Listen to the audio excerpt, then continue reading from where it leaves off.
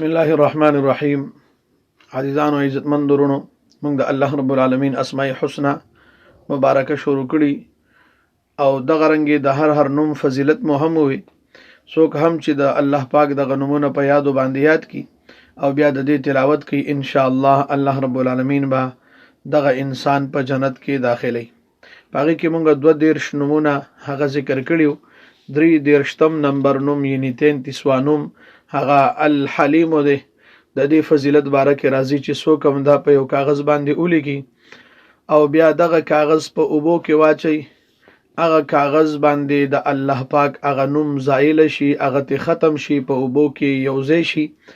بیا دغه اوبو په کپړو باندې یا په کوټه باندې یا په یو روزګار چې کوم روزګار انسان کوي په هغه باندې چړکاو کی، ان شاء الله به د په دې روزګار کې د په دې رزق کې د په دې جامو کې برکت اچي. الله تعالی به د هر شر نه محفوظ کوي.